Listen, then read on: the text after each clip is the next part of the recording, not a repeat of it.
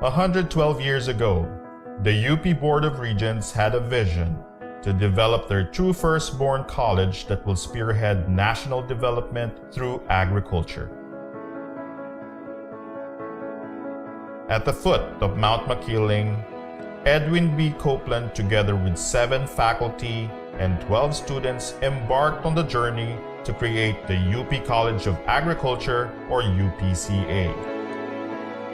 Through its 112 years of existence, the college has produced over 1,000 technologies and variety of plants and animals, 9 national scientists, over 30 outstanding young scientists, and more than 18,000 graduates contributing to agricultural development.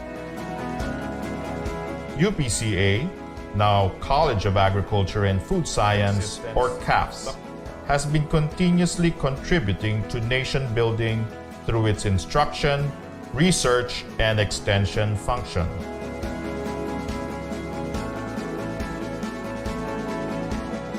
A mere 10 years after establishment, the college was able to start breeding works with the production of sugarcane varieties with high productivity and resistance to Fiji and mosaic disease.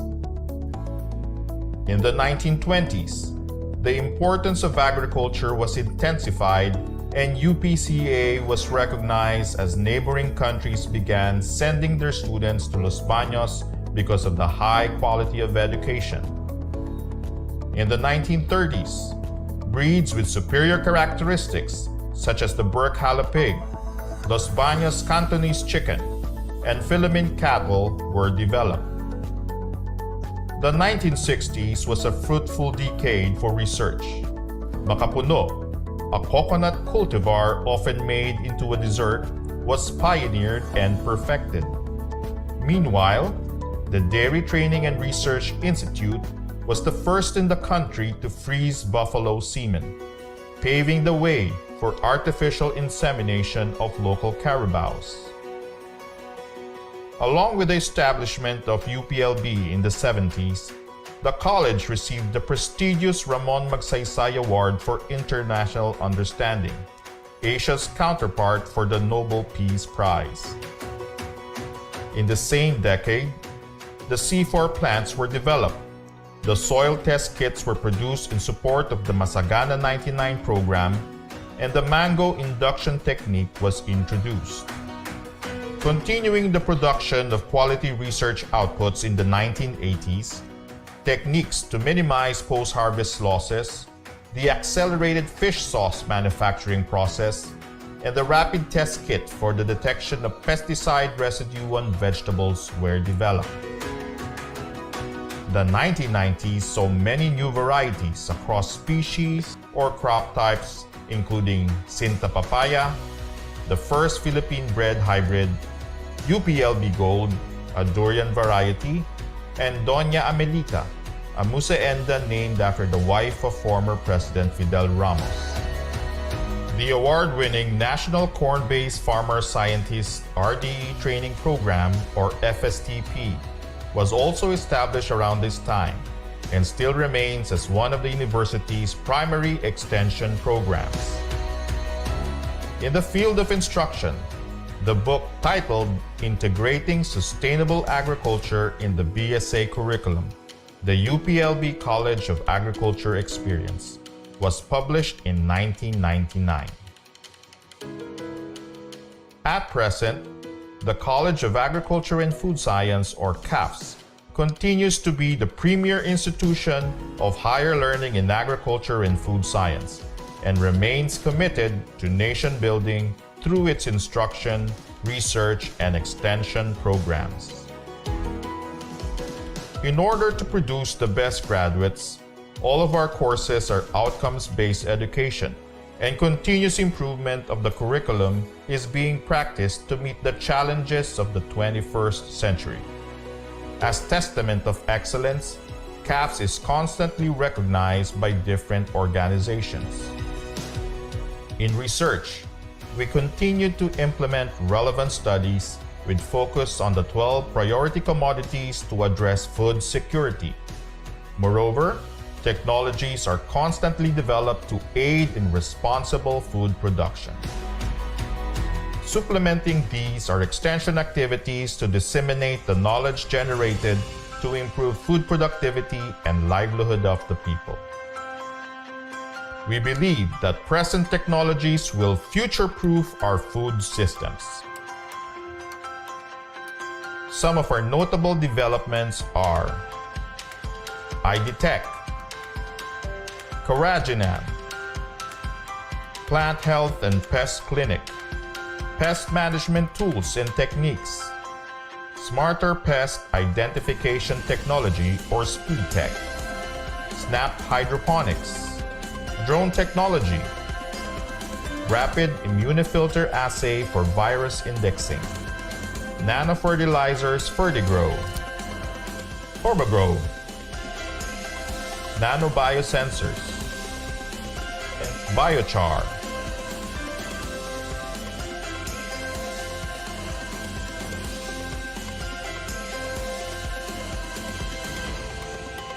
We at the College of Agriculture and Food Science will continue to promote and nurture a culture with innovative yet conscientious minds and cutting-edge skills to lead and serve the country and the region. We are one college with one goal towards sustainable food systems.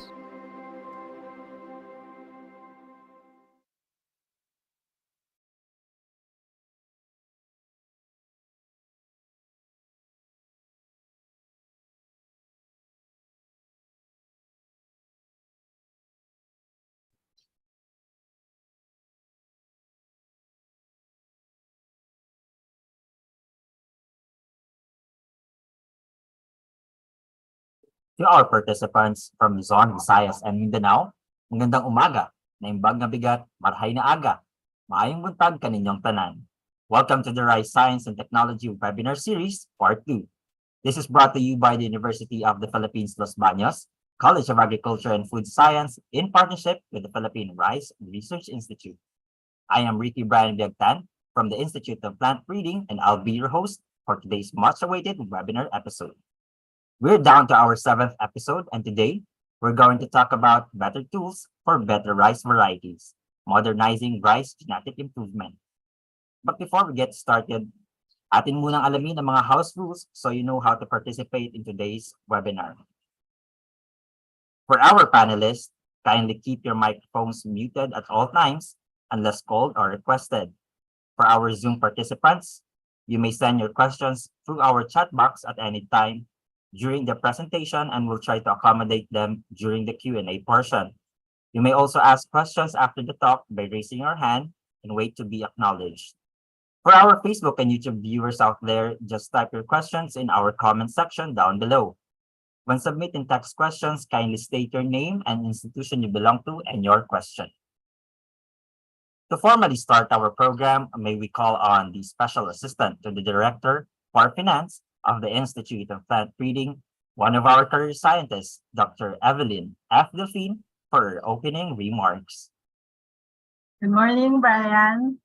Magandang umaga sa ating lahat. And a warm welcome sa lahat na nandito sa ating Zoom platform for today's webinar. This is the 7th episode of the Rice Science and Technology Webinar Series, brought to you by the DA Philrice and the College of Agriculture and Food Science. I'm sure this webinar series has attracted a lot of attention kasi nga rice being our major staple crop, close to our heart and gut, ika nga malapit sa bituka.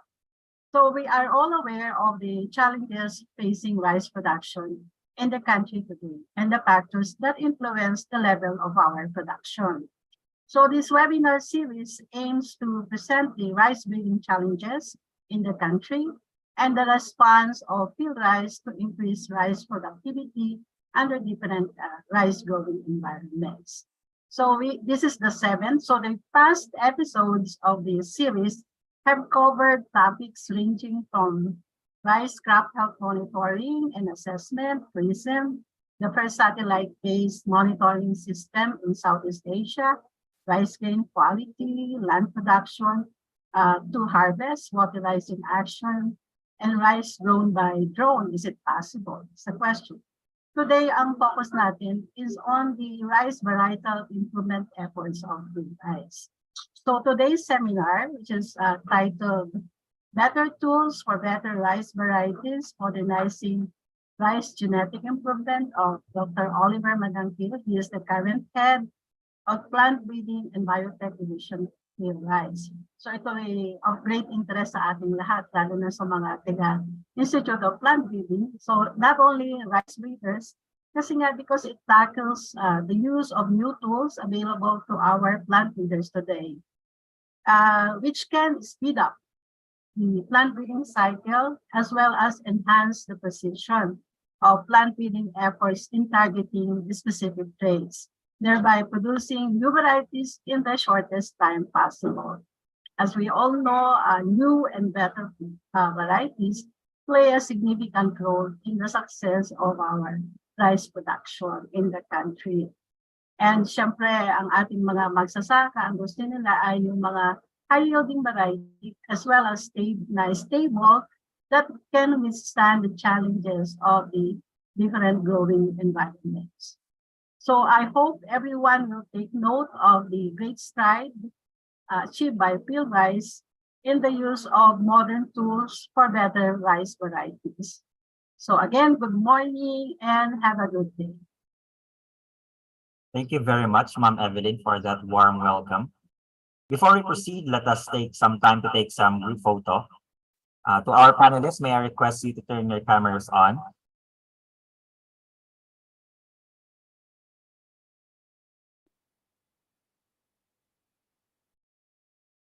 Our panelists.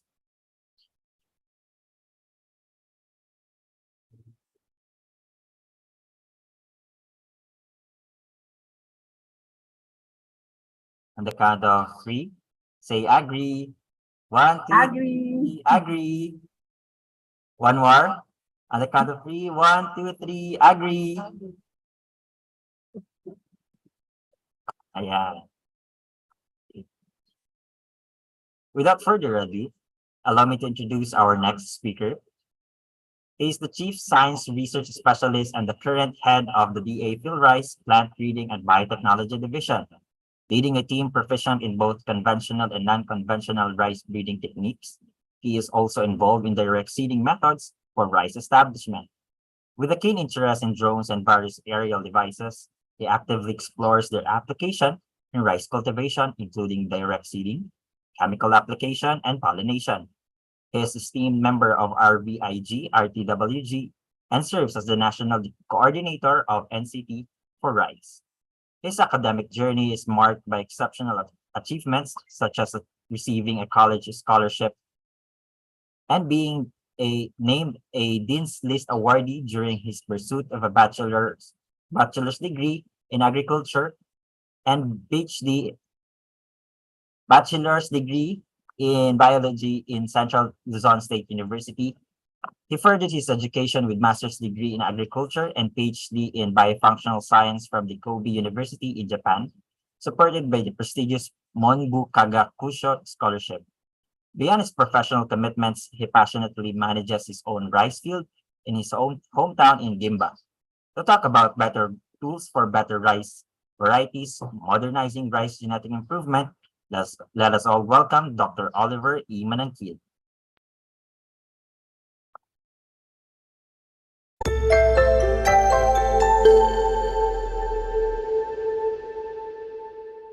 Hello, everyone.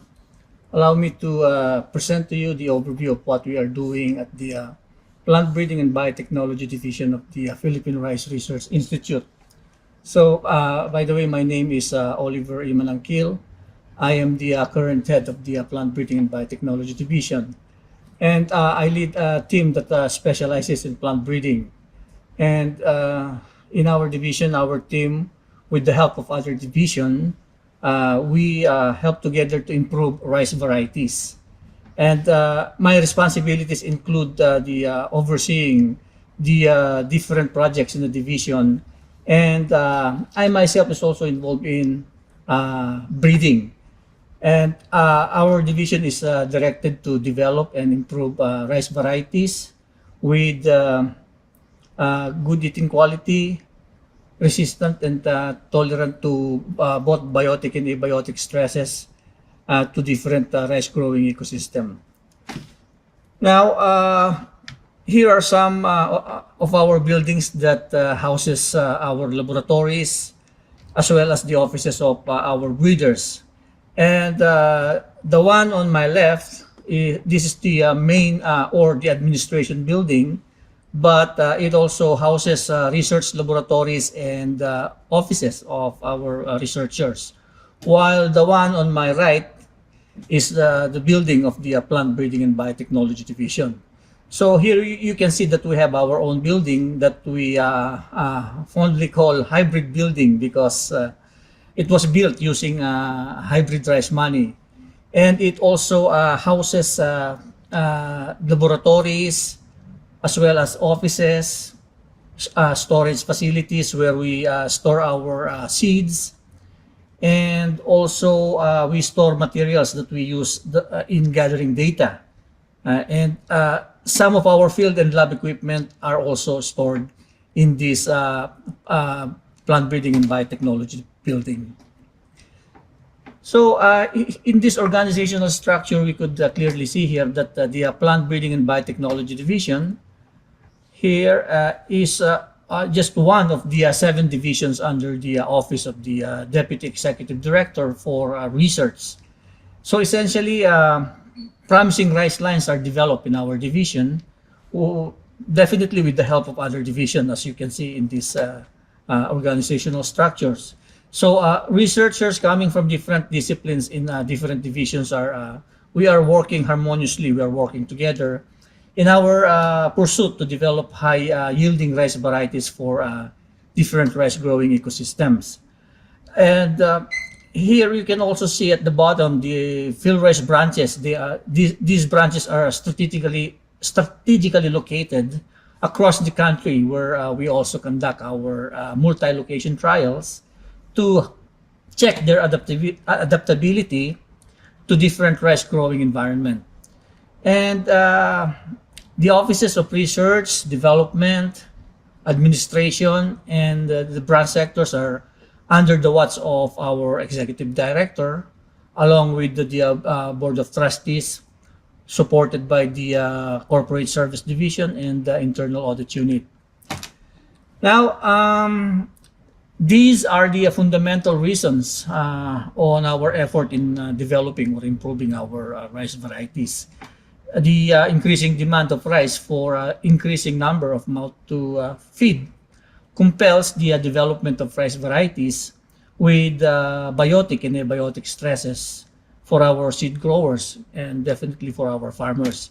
And these necessitate breeders to improve further our varieties. And in addition, the effect of global warming and other challenges has prompted us to use different breeding strategies to address all these issues, including the multi-location and interdisciplinary evaluation of our breeding materials. So here are rice breeding challenges. So we all know that life is about accepting the challenges along the way and keep moving forward. So same true in rice breeding. Some of our challenges include the tremendous growth of Philippine population that also increased the demand of rice production. Hence, we keep on breeding to feed the increasing population.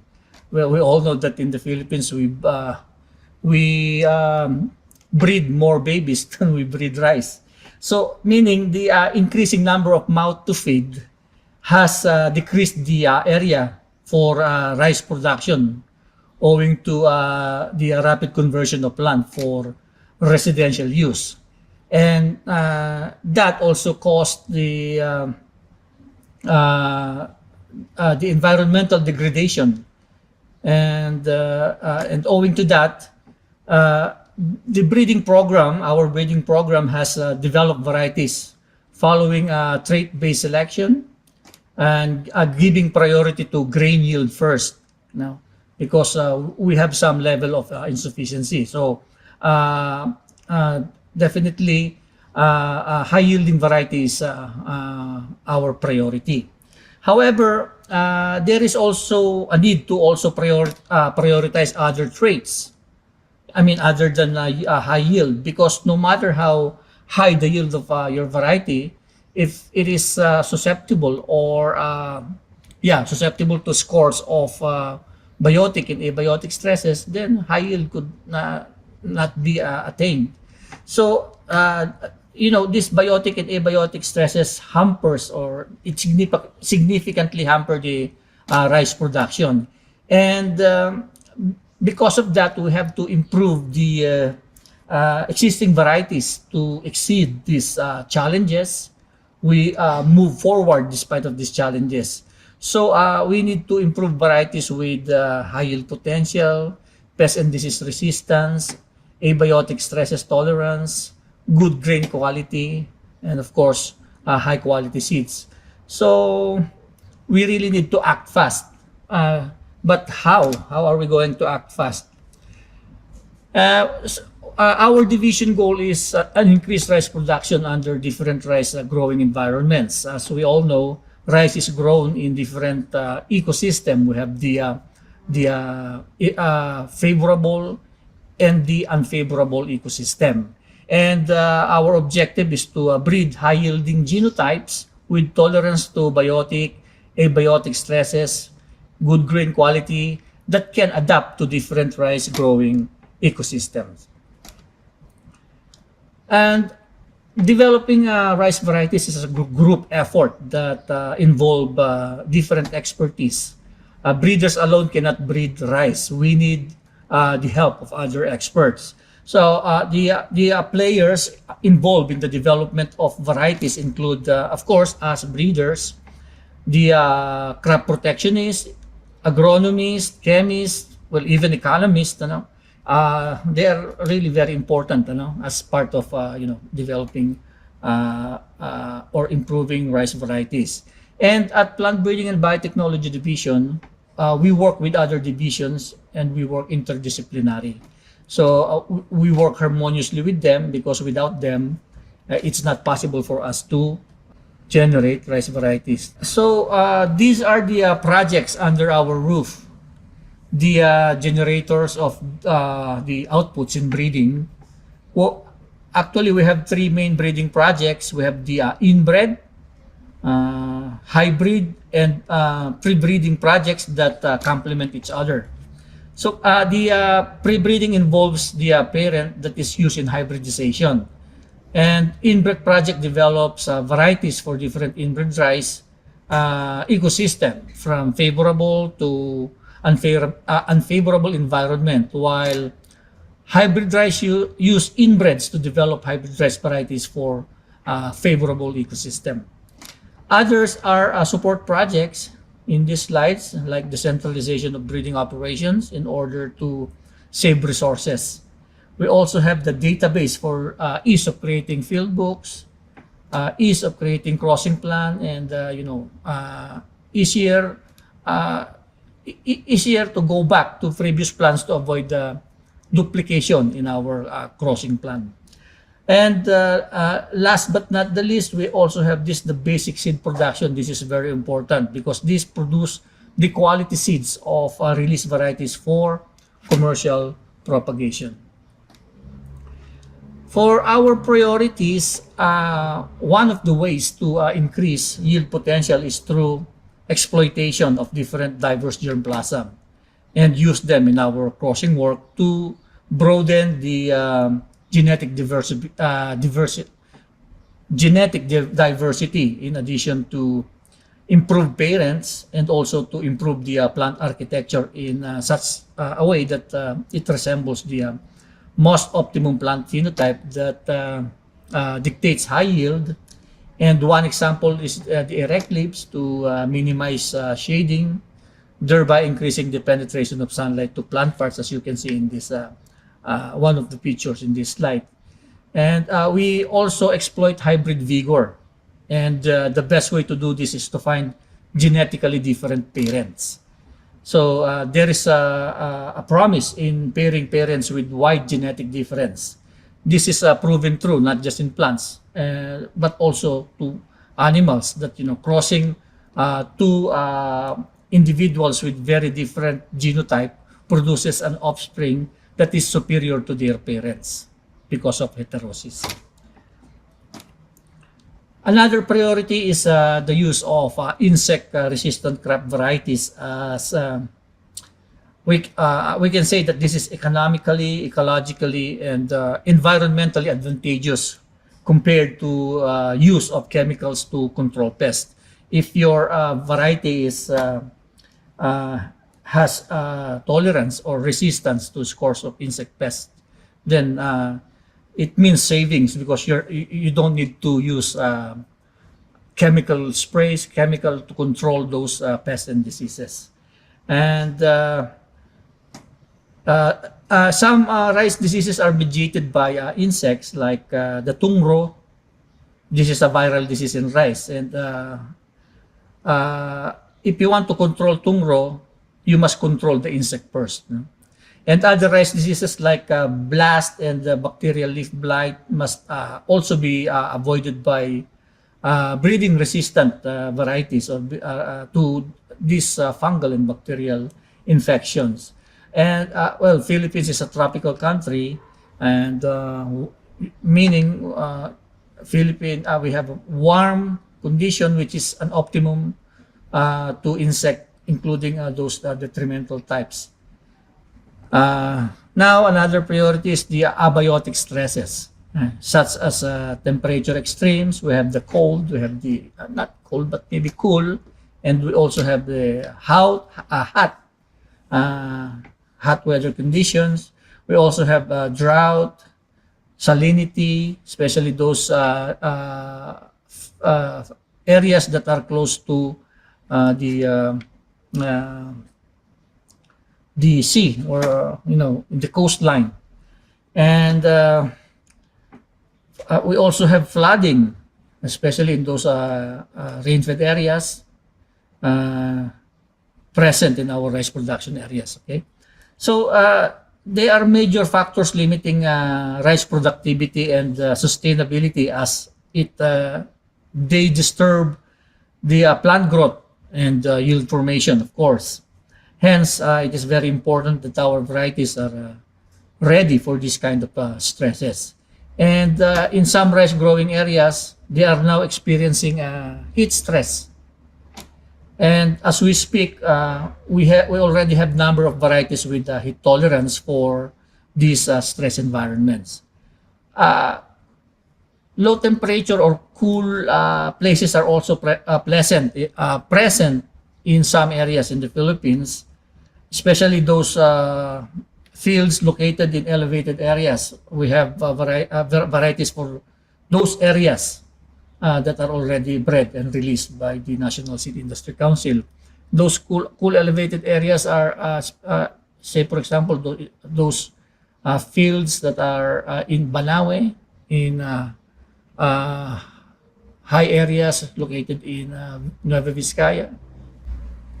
And grain quality is also a priority next to yield, of course. And good quality rice is generally perceived to have long, slender, and or medium slender grains. And breeders have been focused on replacing low yielding varieties with higher yielding ones to produce more grain for increasing demand. So yield is still our priority over eating quality, because as like what I've said a while ago, we still have some level of insufficiency. So we really need to breed high yielding varieties. But even though it is our priority, high yield is our priority, we still try our best to breed quality rice. Why not? However, these efforts often fail to combine high yields with superior quality grains. There is always a yield penalty, and leaving farmers with a low value product and consumers with rice they find unappealing to eat. But usually, um, varieties with not so good eating quality, they have high yielding. It's really very difficult to combine these positive traits. And well, we have numbers of varieties with a good eating quality, but yield is not higher than the varieties with not so good eating quality. Uh, so meaning when the variety has not good eating quality, they are most likely high yielder. And but of course, we do not quit the fight to incorporate all these positive traits like high yielding with good eating qualities. And actually, at the moment, we also breed varieties with zinc and iron.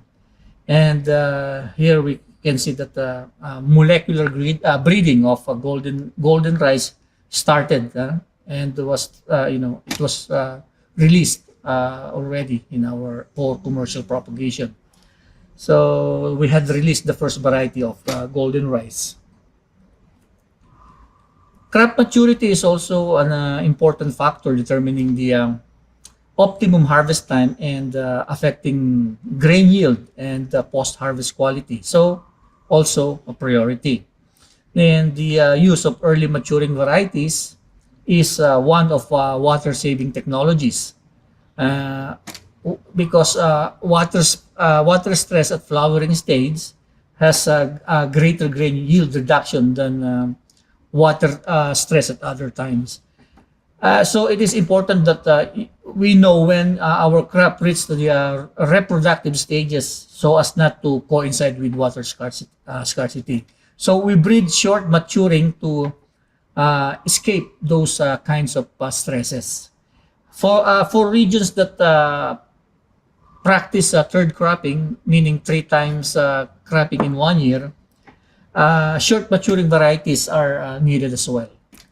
And in our breeding for heat tolerant rice, this also applied as heat avoidance that involves an adjustment of spikelet flowering through short flowering duration and early flowering, which is particularly favorable trait for heat tolerant resistant rice cultivar breeding.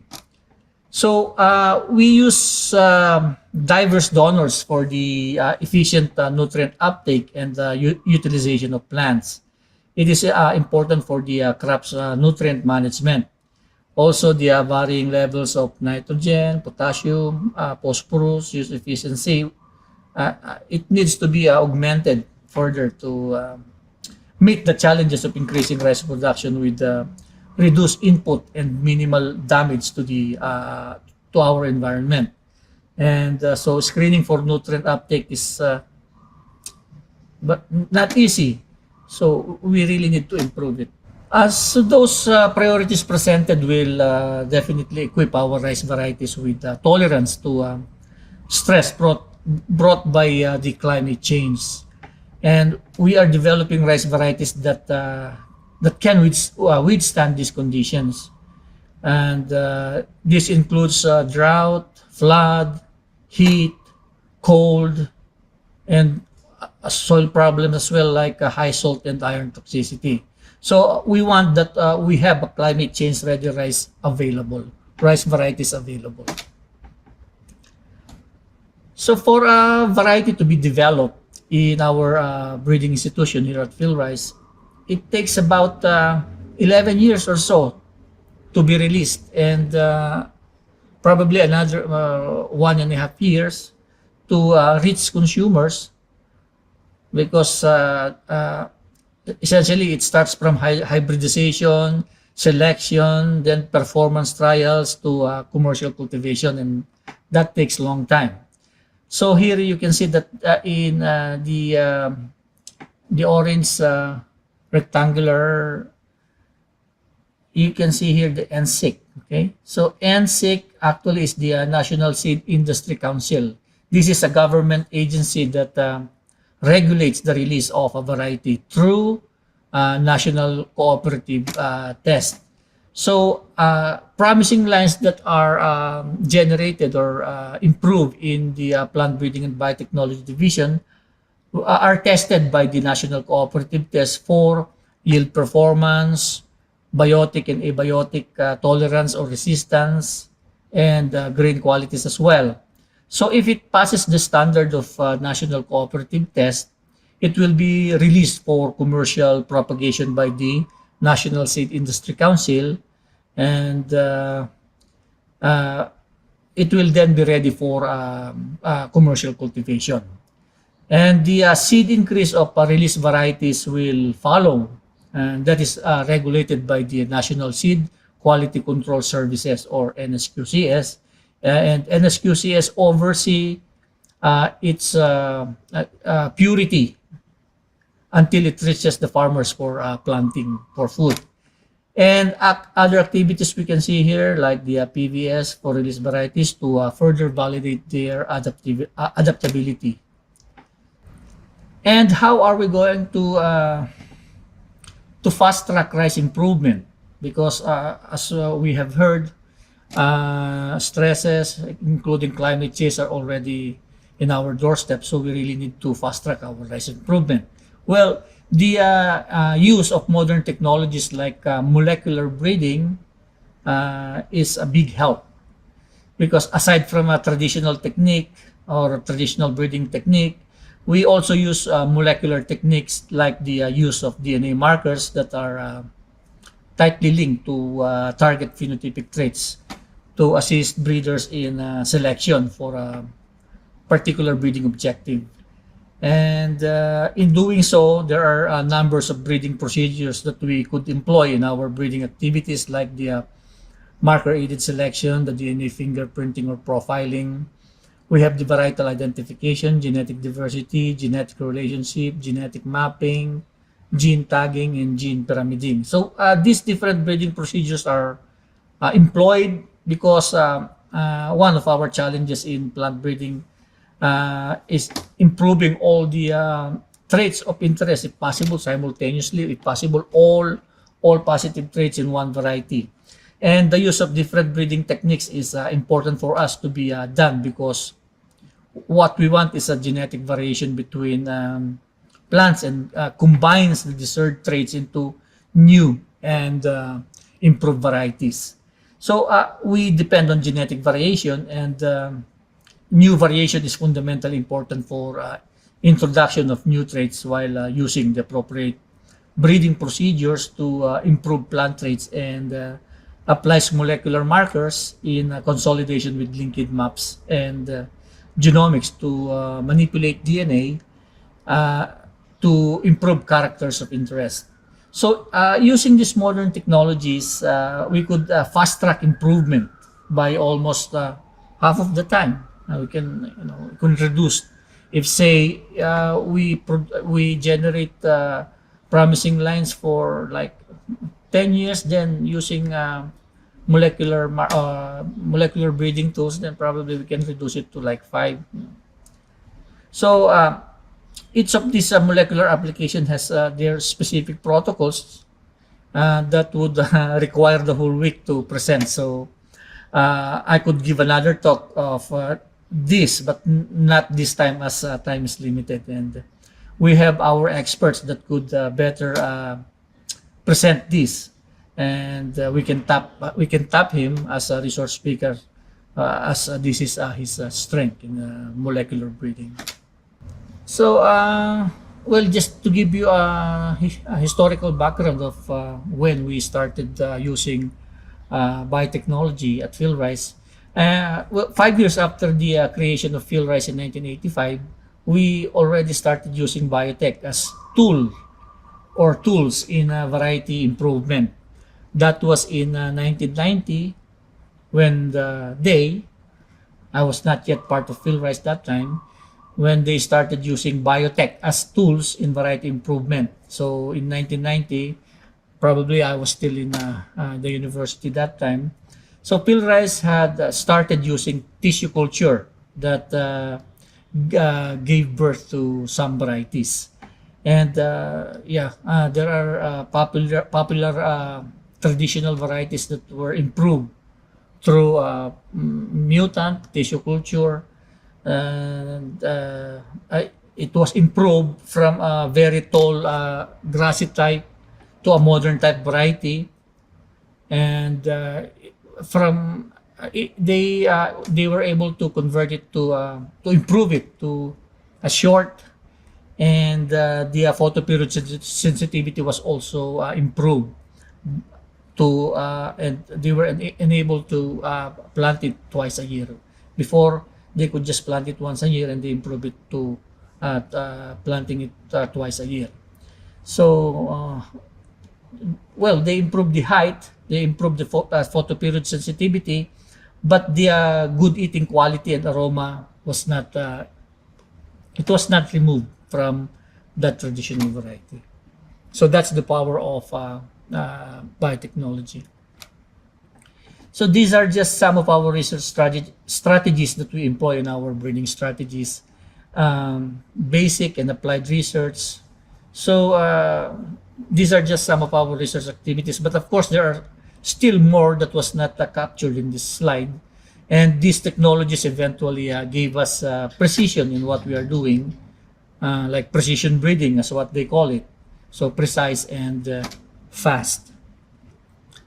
And we are occupying around 30 hectares devoted to breeding rice. Well, breeding is a numbers game, hence wide area is needed. And our mainstream breeding essentially starts with our breeding materials, like any breeding programs. And parents are planted here in our crossing block. And in this area, we grow and we source our parents here that we use in hybridization. And materials planted here are well characterized with different traits of interest. And parents are taken here and during the flowering stage, and transferred to our centralized hybridization facility for crossing.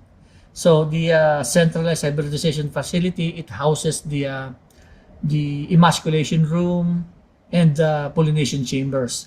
And it is connected to a screen house where crossed parents are transferred. And parent materials taken from the crossing block from the field are emasculated in the emasculation room and paired inside our pollination chamber for crossing activities. So this facility is connected to this screen house, as you can see here in this slide, for the hybridized female parents to produce their naked F1 seeds. Our research laboratories carry out both basic and applied research work. So they usually support our molecular breeders.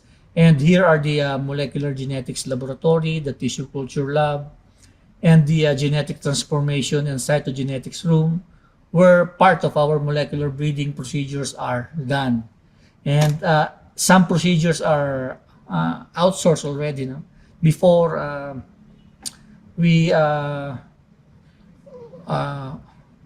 we generate all our technologies here, but since outsourcing sometimes is cheaper than maintaining our own equipment, laboratory equipment. So we outsource things that are very new, and equipments are very expensive. So it's better nowadays to outsource, since it is cheaper than maintaining your own laboratory or equipment. Besides offices and laboratories, here are our glass houses where we grow rice plants in pots or pails, and sometimes seed boxes if you need a bigger space when you need a controlled environment. So we also use a greenhouse as a nursery, where our naked seeds that are generated from the crosses that we have done in our crossing facility are they are raised. Seedlings are raised in this facility because naked seeds have very few number, and they must be safeguarded inside the glass house. And when they are already big enough as a seedling, so they are transplanted in the Philippines once they are ready. So these are screen houses. We have 5 that functions like those of the glass houses, but with lesser temperature as the roof is made of screen. And so meaning there is no greenhouse effect. Well, we all know that Philippines is a tropical country, and you can imagine how heat is accumulated in glass house. It can even cook, or it can even boil or cook an egg. I prefer using this because this is not as hot as the one in glass house. So, um, well, this can also protect plants from wind, from rain, and from pests.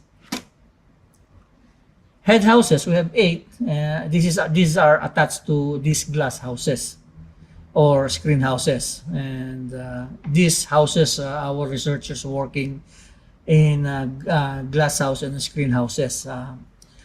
Here is where they process data gathering, analysis, and it is also used to store equipment frequently used in our glass houses or screen houses.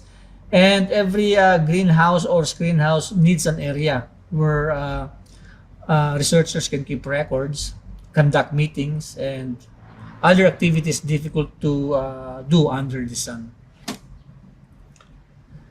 Another screen house that was recently constructed is the Rapid Generation Advance, or RGA, to accelerate the generation advance of our materials in the pedigree nursery for faster production of fixed lines. And RGA is now part of our breeding procedures, where the segregating populations are grown to shorten growth duration, thus making several generations per year, maybe 3 to 4 generations in 1 year is possible. So, and this also reduce the area that we occupy at the experimental field of field rice. Last but very important facility lodged in our division is the basic seed production, processing shed, and post-harvest facility. And here is where high quality seeds are processed and stored. And seeds that are stored here are breeder class, or sometimes nucleus class, meaning they are the highest class of seeds, and of 100% purity. So no mixture of other types of seeds, no weed, no other things, but just one pure seeds of a variety. So it is important that it is pure, as these are starter seeds to produce the foundation seeds that are eventually increased to registered seeds and certified seeds. So registered seeds and certified seeds are classes that are used by seed growers and farmers. So basically, if there is no problem in purity, breeders are increased to produce foundation seeds, then foundation seed to registered seeds, and registered seeds to certified seeds. So we make sure that the identity and purity of seeds that are stored and processed in this area or in this facility are of the best quality to ensure the seeds used by farmers, as you know, purity dictates a better yield or high yield. The National Seed Quality Control Services is a government agency that screen and control purity through field and laboratory monitoring and screening of seeds that we produce here, and they give certificates to those that pass their very strict purity screening standard. And they tag every bag of seeds that passed, and for our business development division transaction. And so here you can see here panicle sowing. I just inserted this so that you would see how our practice in our nucleus class to breeder seeds production to ensure that grains we sow are sourced out from a single panicle. So that's how we increase nucleus seed to breeder seeds. So using panicle seeds. So that brings us to the end of my presentation. So thank you very much and mabuhay.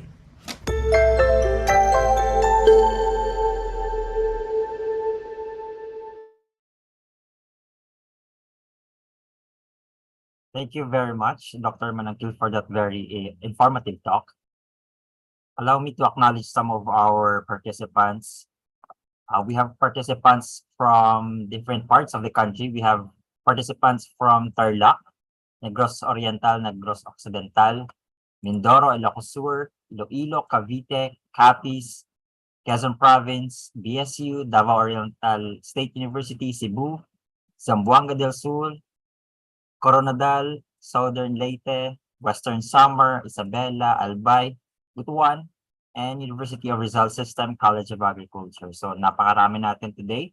We have more than, I think, 600 participants today. Ayan.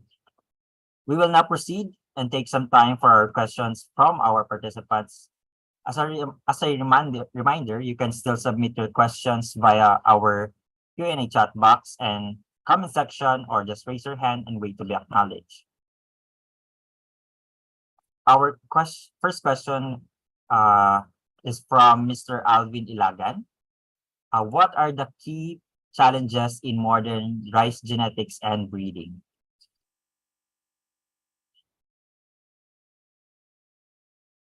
Sir Oliver.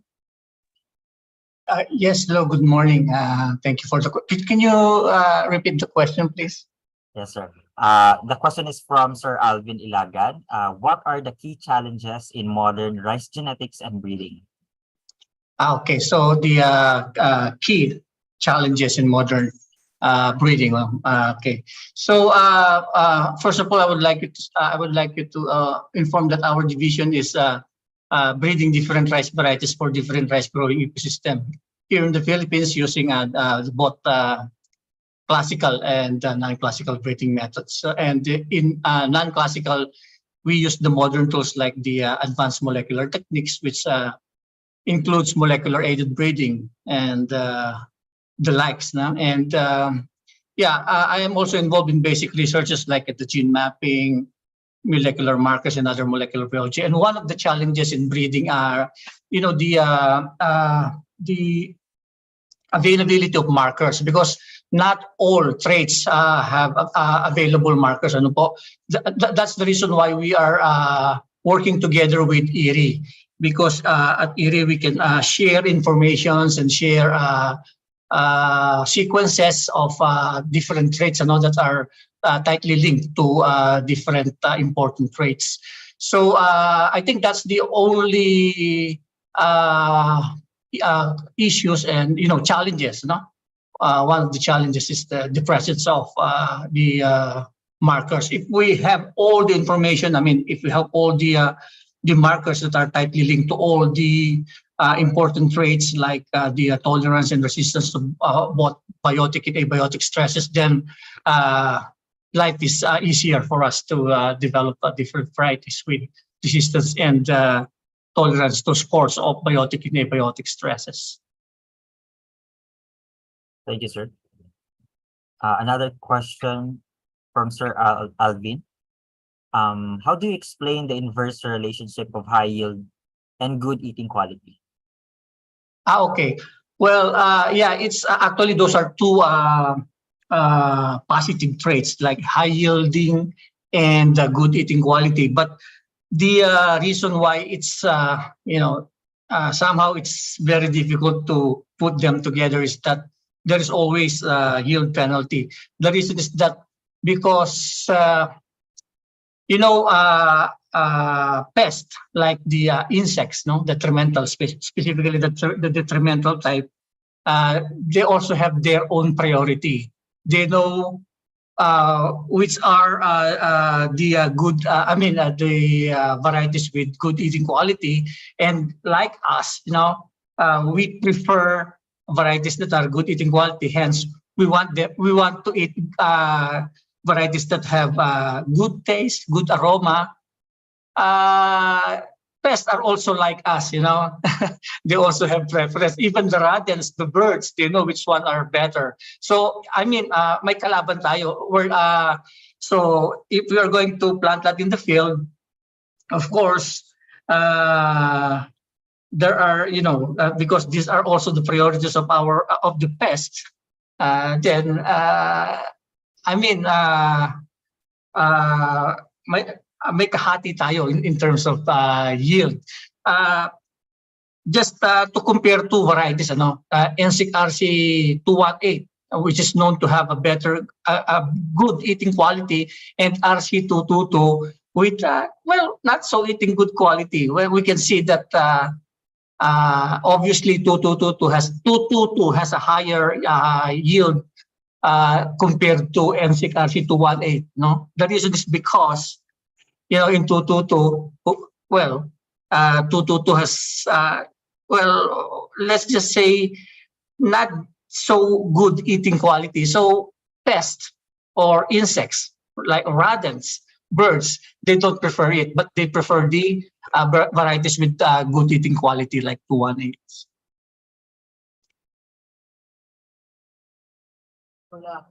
Thank you, sir. Now we have questions from our Facebook from Mr. Roberto Acosta. Does field rice have the capacity to produce in commercial quantities or volume the hybrid rice varieties the institution bred on its own? Ricky, can you repeat the question again? Napuputol-putol eh. Does field rice have the capacity to produce in commercial volume the hybrid rice varieties the institution has bred on its own? Well, I could say yes, because in fact, through our experience, we have some varieties, hybrid rice varieties, that has been commercialized, and in fact, they are being used. Yeah, the answer is yes. We have the capacity.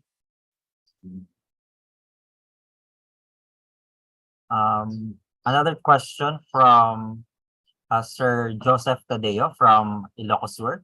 Why is it that most of the hybrid rice varieties that has low amylose content are more susceptible to pests and diseases? Hybrid or both? Hybrid, sir. Hybrid rice varieties daw po. Okay, so well, varieties both inbred or hybrid with low amylose content are known to have a good eating quality, right? I mean, they are soft, and they are better than those with high amylose content. So the reason is perhaps the preference of. Can you repeat the question again? Sorry. Why is it that most of the hybrid rice varieties that has low amylose content are more susceptible to pests and diseases? Oh yeah, that's the reason why. Because it's susceptible because the preference. I mean the insect pest and other kind of pests, they prefer varieties that have low amylose content because they are they have a better eating quality as compared to other with generally, they have better eating quality than those with high amylose content. They are softer. Thank you, sir. Another question from Sir Alvin Lontok. How many cropping seasons a single inbred variety can use for planting? Tulad ng mga magsasaka dito sa amin, they use home saved seeds cropping every cropping. Maaari po ba nitong maapektuhan ang yield potential and quality ng palay? Well, it depends on the variety that you use. If you're going to use rice varieties with short maturity, you can plant three cropping seasons. Talagang ginagawa naman ng ibang ibang mga magsasaka po natin. There are, especially if you are going to practice direct seeding, because in practice, if you are going to practice direct seeding, you can shorten the maturity to from 7 to 10 days, and using short maturing varieties po, you can practice three cropping season in 1 year. it affect? Well, somehow yes, it could affect the yield. Ano po kasi po, if we are going to continuously use our soil or wala tayong fallow period, then yung pong hindi natin nabe-break kasi yung pest, no, yung life cycle ng pest. So ayun, somehow makaka-affect dun sa ating yield. But if we're going to use, short maturing varieties with biotic and abiotic tolerance or resistance, then probably somehow makakalaban din tayo dun sa yield. Another question from Sir Archie Lauderes. Do you have programs in inviting faculty from state universities for trainings and research collaborations like field trials? Yes po, actually right now we have lots of OJTs, but most of them are students, both undergraduate at grad students po. At kasalukuyan nandito po sila sa PhilRice, sa Plant Breeding and Biotechnology Division. Sila ay nag-OJT. Of course, for professionals, they can also, welcome po kayong lahat. Yeah. Another question from our Facebook viewer, from Elmer P. Caballes. How the good eating quality rice varieties of with lower yield differ to lower eating quality rice varieties with higher yield in terms of average production of costs and farm gate price? Were these characteristics considered for seed distribution through RCEF? Filipinos are fond of only rice and more rice per meal. What are the programs or advances undertaken by PhilRice in developing low glycemic index rice, since white corn rice blend was not gone too popular? Low glycemic rice, actually nasa breeding program na namin po yan, breeding for low glycemic index rice, and we have already some elite lines in the pipeline, pero hindi pa kasi sila wala pa sila sa NCT. Actually, low glycemic rice ay targeted niyan yung mga gustong mag-diet, especially yung di may mga may diabetes. Yun yung mga tina-target nating mga consumer niyan, At actually they are already in the pipeline at ginagawa na po natin yan through different breeding methods like mutation breeding, as well as yung aming biotech. So ginagawa na po natin yan. So yung isa pang tanong, yung sa price. Paano daw po nag-differ yung good eating quality rice varieties na may lower yield compared to those have lower eating quality rice varieties with higher yield naman po, in terms daw po of cost of production and farm gate price? Do you have any idea about this? Well, generally, pagka your variety has a good eating quality, then it's the price of that is higher, Like in the case of 160, it is, I believe, 1 peso higher than the other varieties without good eating quality. 218 as well, they dictate a better price than those without, not without, but those with the inferior eating quality. Mas mahal po. Yes po. Okay. Another question, speaking of biotech, we have here from Miss Ruth Nobleza. Golden rice is very controversial right now. So as the BT Talong, what are the strategies of the authority to intensify the campaign in raising awareness to the public regarding its benefits and safety? Malusog rice daw po natin, sir. Okay, yung golden rice or yung vitamin A rice, well, actually, yung golden rice varieties were finally approved, after several years of breeding and working with the regulatory board, as this is the first transgenic rice to be released in the Philippines.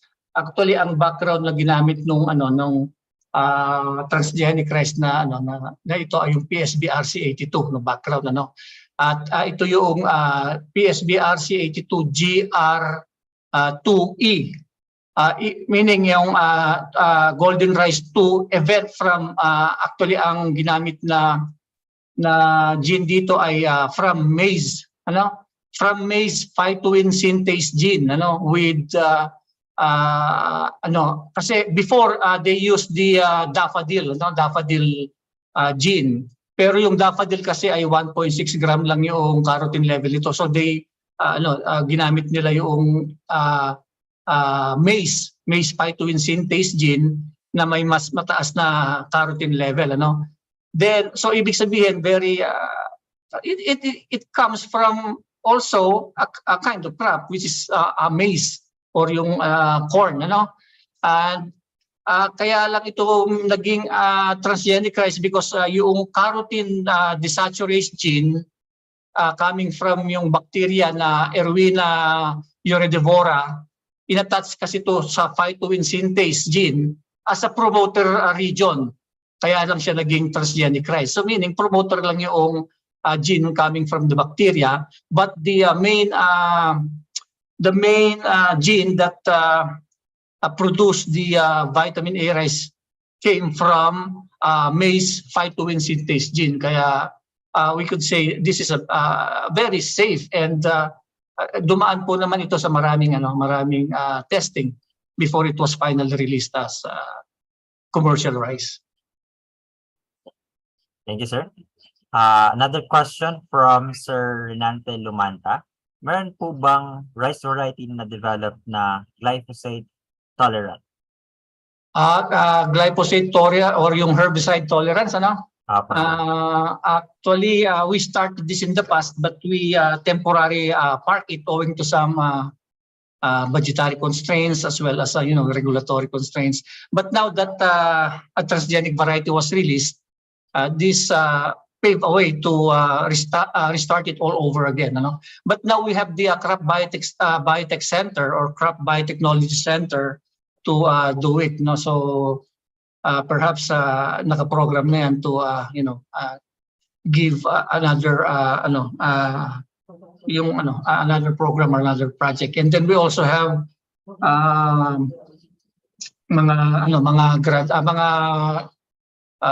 breeders natin coming from graduate studies na bumalik na ito yung kanilang strength, ito yung kanilang pinag-aralan sa ibang bansa. So at the moment wala pa po tayo, but in the very near future magkakaroon na po tayo. Sana nga po, sir. It is very important sa kasi sa direct seeding, and we are leaning toward direct seeding. So napaka-importante po niya sa direct seeding to control the yung ating mga weeds. Ayan, another question. Dahil pong ating question ngayon. Question from Miss Edel Perry Ramos. What particular hybrid that the government produced today? Is this comparable to those private produced hybrids? Actually, the main players do sa ating mga hybrids are mga private, but also but we have hybrid rice na publicly bred, and they are comparable because they are being used as a check doon po sa National Cooperative Trial. Yung ating National Cooperative Trial ay gumagamit ng mga hybrid rice varieties that were bred by the public sector. So they are we can say that they are comparable, and we are not waiting to fight to breed another hybrids. Public bred hybrids. Thank you, sir. Another question from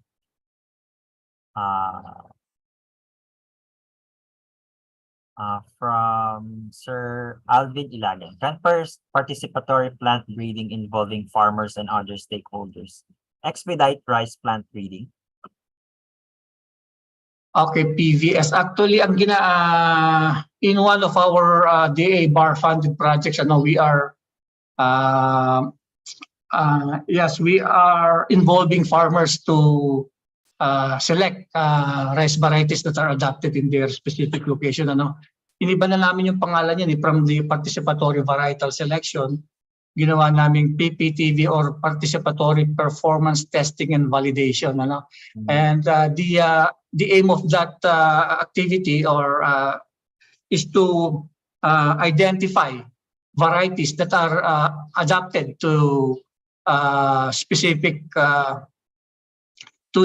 location or specific types. Actually, we already have the list of adaptive varieties at provincial level in all over Philippines. So meron na po tayo niyan. And pagka kasi adaptive yung varieties na itinanim mo dun sa iyong location, then most likely mas higher yung ating yield na makukuha kasi adapted na siya dun sa ating specific conditions, farming conditions. So saan po kaya makikita itong list na to, sir? Available po ba ito sa website ng PhilRice? Hindi pa siya available pero during the technology transfer yung technology transfer na ginawa from Luzon, Visayas and Mindanao ay na-present na po ito. But if you need the information, then of course we can we can share the information. Ayan, another question from Sir Angelo Fermil. Sir, you have mentioned that it is difficult to combine high yielding and grain quality traits in single variety. Can you please expound the reasons behind this challenge? Yes, yun nga those are two very important traits, high yielding and good yung good eating quality parang tao lang din yan, ang hirap pagsamahin nung maganda ka na matalino ka pa. In rice, yes, it's actually one of the challenges yung pagsamahin. And isa sa mga nakikita kasi natin doon, well, each variety kahit na good, it has good eating quality, it can also dictate high yield. But because yun nga sabi ko kanina, yung pest, yung priority, may priority din yung pest, gusto rin nila yung masarap. Kaya siguro bumababa yung yield natin dahil nga yung insekto mas pinipili niyang pumunta doon sa mga varieties na masasarap. Isa yun doon sa mag-uusapan namin bakit yung ibang variety. Just to give you an example, yung 222, we all know that 222 ay matigas yan at saka wala siyang aroma, matigas siya. Meron siyang degree of resistance or sa mga insect pest. Even the rodents, because of the preference, sabi nila, hindi naman masarap to, bakit natin kakainin? So, kaya siguro walang kaagaw, ang taas nung always naman maataas yung ating yield sa NCRC 222 as compared to other varieties with good eating quality like 160 to 18 to 16, something like that. That's our theory, Another question from Sir Angelo. Is it recommended to obtain and use seeds from hybrids for next cropping season? If yes, how many times farmers can do this? We do not recommend it to use yung F2. Yung F1 lang itanim natin and then for eating na yung aanihin kasi ginawa na po natin yan we already have data that there is a significant reduction of yield ng F2 kung itatanim mo yung F2 rice na inanim mo dun sa F1. Another question from Ms. Sunshine Singun. Is it possible to breed hybrid rice varieties with high resistance to major pests and diseases? It's very possible. Well, in fact, sa mga kasama natin ng mga private companies, they already released varieties with those resistance using markers. Another question from Sir Renante Lumanta. Ang mga half-field grains ng F1 hybrid rice ay pure na hybrid. Totoo po ba na ang mga half-field grains ng F1 hybrid rice ay pure na hybrid? May mga commercial hybrids po kasi na nagbebenta ng maraming half-field or floaters. Hindi po ba makaka-apekto sa seedlings vigor ang mga half-field grains considering na hindi po siya malintog or kulang ang capacity niya to supply the growing seedlings if mag-germinate man? Well, karamihan kasi ng F1 na hybrid rice, di ba? Actually, hindi naman siya half-filled, no? Siguro medyo nakangangalag ng konti, no? Pero hindi naman siya makakaapekto dahil once na nakapag-anchor naman na yung roots na doon sa sa soil, if the soil is rich, then it could produce a healthy seedling. And besides, yung ating kasi mga F1 seeds may heterosis yan, may seedling vigor.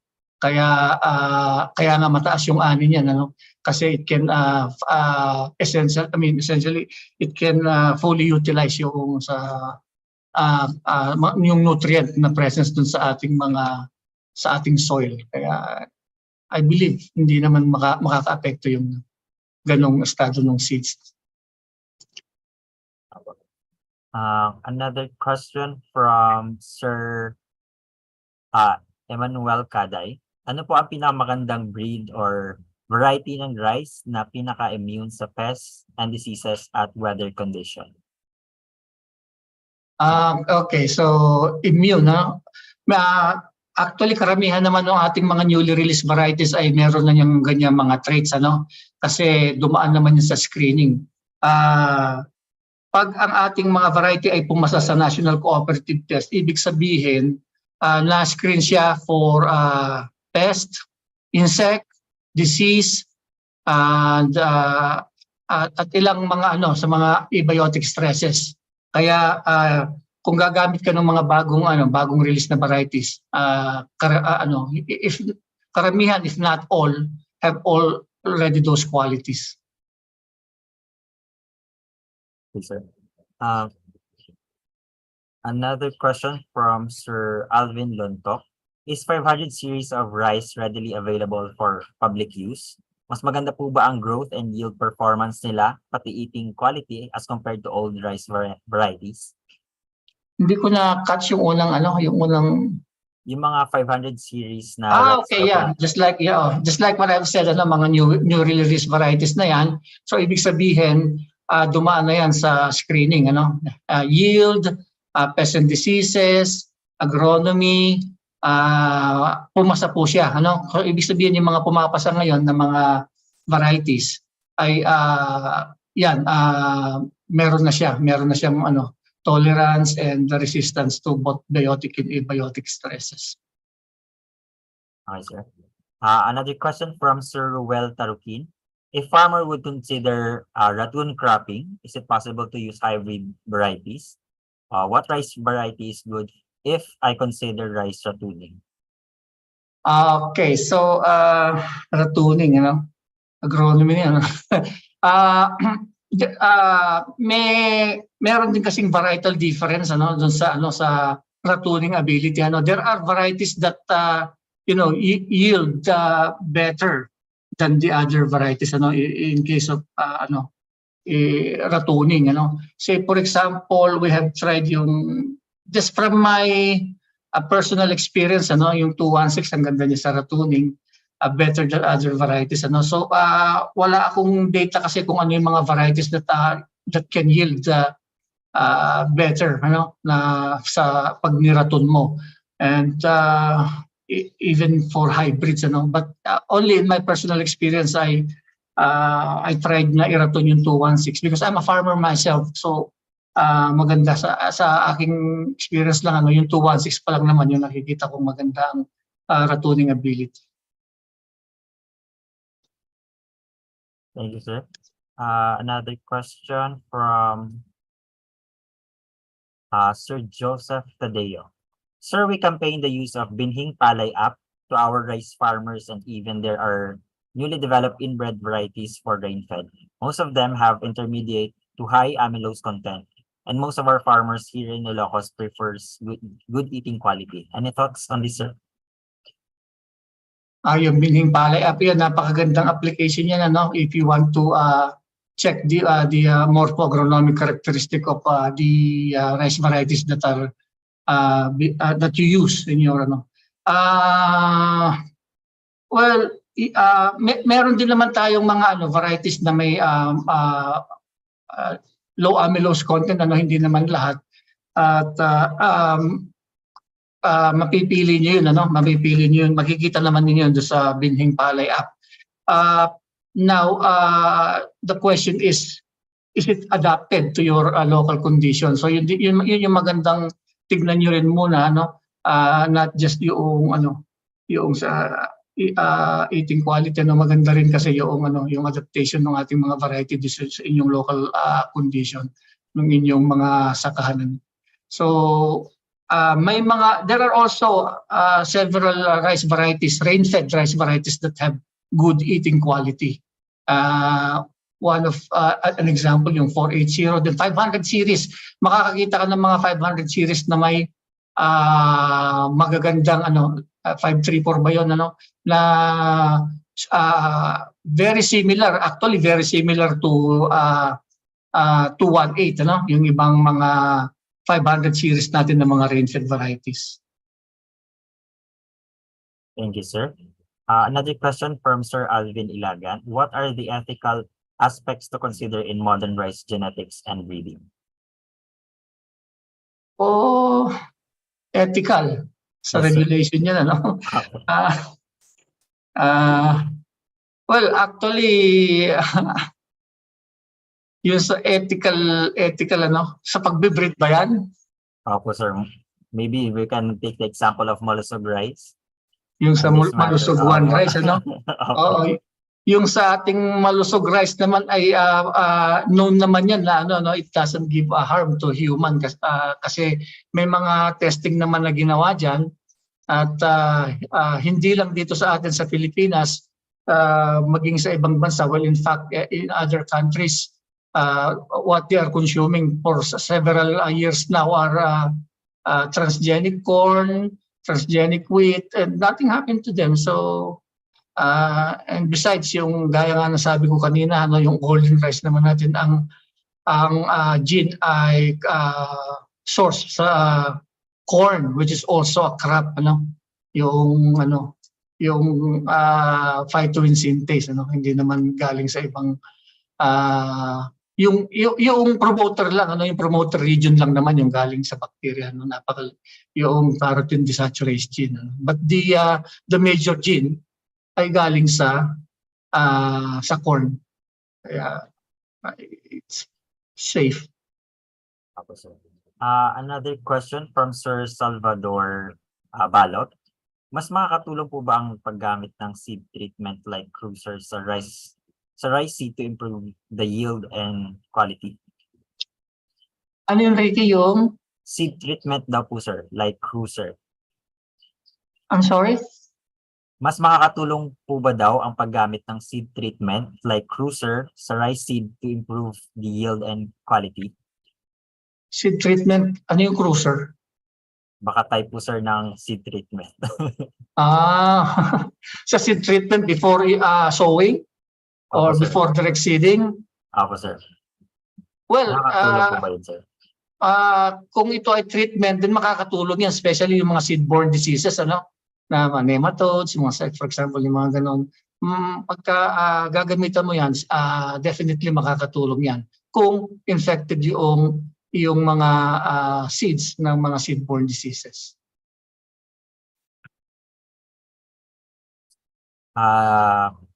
Another question from Sir Alvin Ilagan. How can traditional breeding methods be integrated with modern tools and techniques? How? How can traditional breeding methods be integrated with modern tools and techniques? Well, yun, ginagawa na natin ngayon, yung ating traditional and non-traditional are, we are working it hand in hand, So, say for example, doon sa if you are looking for a particular gene, yung mga materials mo that were generated by using traditional, pwede mong gamitan ng mga markers yan, doon pagka say for example doon sa segregating population mo, if you want to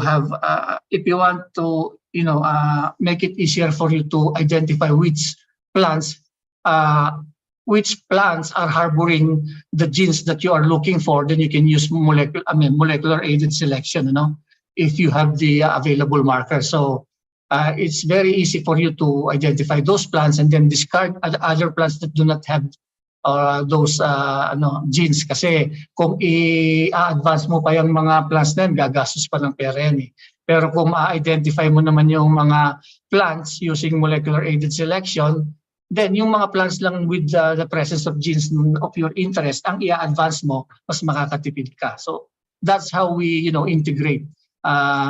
I-cross namin siya using traditional, and then yung mga segregating populations niya ay gagamitan namin ng molecular aided selection para mas madaling makapili ng mga plants na may gene of interest. Speaking, sir, of new breeding techniques, are there any projects, sir, on the pipeline that uses CRISPR-Cas9 sa rice breeding? Gumagamit ng CRISPR-Cas9 po, sir, na system. CRISPR. Apo. I believe the Crop Biotech Center, they are already they already started yung paggamit ng CRISPR. Kaya yun, we can ask them. Actually, yun namang mga kasama natin sa Crop Biotech Center ay galing din dito sa plant breeding, sa Plant Breeding and Biotechnology Division, and I've heard that they started using CRISPR. Thank you, sir. I think that would be all our questions. Thank you very much, everyone, for that very interactive and fruitful discussion. To show our gratitude and appreciation, join me in awarding this certificate of appreciation to Dr. Oliver E. Manangkil. Allow me to read the citation. College of Agriculture and Food Science, University of the Philippines, Los Baños, Laguna, Philippines, present this a certificate of appreciation to Dr. Oliver E. Manangkil for serving as a resource person on the webinar entitled Better Tools for Better Rice Varieties, Modernizing Rice Genetic Improvement during the Rice Science and Technology Webinar Series, Part 2, held on 29th of June 2023 via Zoom. Given the 29th day of June 2023 at the College of Agriculture and Food Science, University of the Philippines, Los Baños, Laguna, Philippines, signed Dr. Elpidio M. Magbisit Jr., the Dean of the College of Agriculture and Food Science. Once again, thank you, sir. Thank you very much. We'd like to know your thoughts about today's episode. You may give your feedback by filling out this evaluation form. Just scan the QR code or go to the link flash on your screens. Ayan po, you may scan this evaluation form para magbigay ng inyong mga feedbacks. Posted na rin po yung link sa ating chat box. Ayan, thank you very much. The Rice Science and Technology Webinar Series Part 2 doesn't end there. Don't miss the next episode, where we will talk about Rice Crop Manager Advisory Service, or the RCMAS, and how does it work. We will be joined by Sir Wilfredo B. Collado, the Chief Science Research Specialist from the PhilRice Los Baños. This will be on the 6th of July, same time from 9 a.m. to 11 a.m. And that brings us to the end of this episode. To formally end today's episode of the Rice Science and Technology Webinar Series Part 2, may we call on again Dr. Evelyn F. Delfin, the Special Assistant to the Director for Finance of the Institute of Plant Breeding, for her closing remarks. Ricky, I don't know what happened with my camera, but siguro voice ko na lang, ano? Yes, ma'am. Black out eh. Okay, at this point, I would like to personally thank Dr. Manangkil for the very informative webinar this morning. So covering the research efforts of field rice in terms of varietal improvement to address the challenges of growing rice in different environments. As Dr. Manangkil mentioned, hindi kaya ng isang webinar lang to cover all their efforts on rice varietal improvement. So abangan na lang siguro ang susunod na kabanata. Also, I would like to thank Dr. Managil for addressing yung lahat ng queries ng ating audience. So parang, sir, parang compre. But I'm sure nag-enjoy ang lahat. One of the take-home information that I got today is the difficulty of combining a high yield with good eating quality. Pero sa tao, sir, marami naman tayong brains and beauty, and then mga gwapo at matalino. So I would like to thank everyone for for attending this webinar and for your active participation. I'm sure Dr. Madangkil enjoyed the exchange. So marami pa, katulad ng sinabi ni Ricky, meron pang susunod na webinar.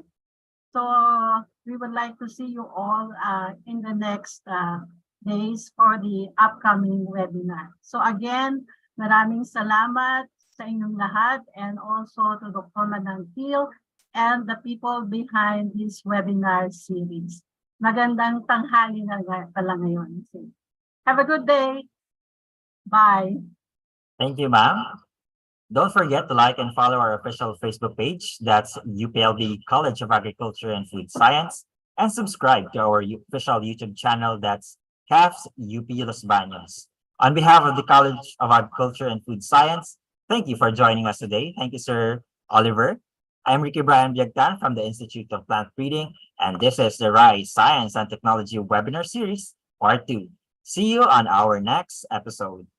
Thank you, everyone. Have a good day.